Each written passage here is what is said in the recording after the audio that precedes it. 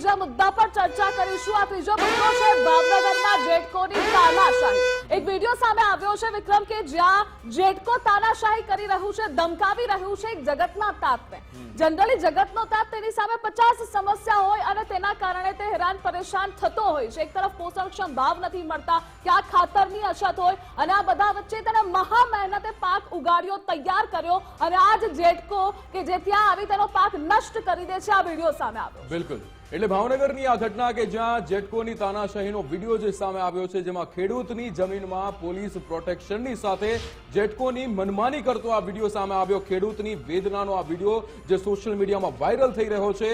વળતર ચૂકવ્યા વગર જ અહીંયા ઇલેક્ટ્રિક લાઇન નાખવાનો ખેડૂતો દ્વારા આરોપ લગાવવામાં આવ્યો છે। ભાવનગર તળાજા તાલુકાના ઠળિયા ગામના ખેડૂતો કે જેની આ વેદના સામે આવી છે અને આ વેદના એ જગતના તાતની વેદના છે। અહીંયા આ વેદના જે જગતનો તાત અહીંયા જે પોતાની આ વેદના એ વિડીયોની અંદર કહી રહ્યો છે, આ ખૂબ જ ઘટના જે છે એ ખૂબ જ નિંદનીય ઘટના છે અને સાથે જ આ ઘટના પર ધ્યાન આપવું પણ જરૂરી છે, કારણ કે અહીંયા મહા મહેનતે જે રીતે ધ્રુવિશાએ કહ્યું કે ખેડૂત જ્યારે પાક એ પકવતો હોય છે અને પછી જ્યારે જેટકો દ્વારા આવી કાર્યવાહી કરવામાં આવે છે, ખેડૂતોને નુકસાન કરવામાં આવે છે, ત્યારે આ મુદ્દો એ ખૂબ જ ચર્ચામાં હોવો જોઈએ, ચર્ચા એની વિશે થવી જોઈએ અને એટલા માટે જ આ મુદ્દો આજે મુદ્દાની વાતમાં લેવામાં આવ્યો છે। જી અને આ મુદ્દે આપણી સાથે સંવાદદાતા કુરાલ જોડાયેલા છે। કુરાલ, જેટકો દ્વારા તાનાશાહી ધમકાવવામાં આવી રહ્યા છે જગતના તાતને, જ્યારે જગતનો તાત ઓલરેડી હેરાન પરેશાન થતો હોય છે। આને લઈ તપાસ શું થઈ રહી છે? જેટકોના જે અધિકારીઓ છે તેની સામે પગલાં શું લેવામાં આવ્યા છે? અપડેટ શું છે પહેલા તે જણાવશો।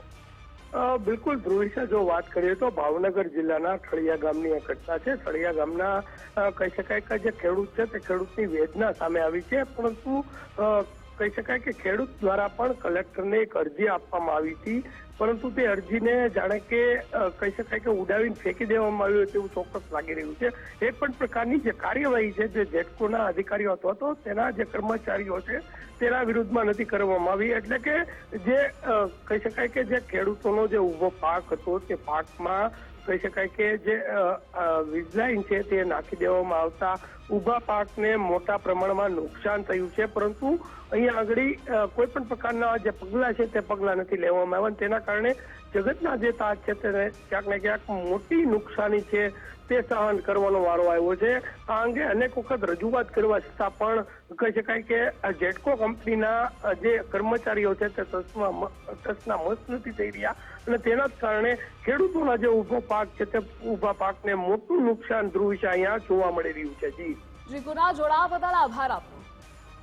એટલે અહીંયા જે રીતે ખેડૂતો દ્વારા અનેકવાર રજૂઆતો તો કરવામાં આવે છે પણ અહીંયા સમાધાન મળતું નથી। હવે કલેક્ટરને રજૂઆત કરવામાં આવી છે, આનું નિરાકરણ શું આવે તો જોવાનું રહ્યું, પણ હવે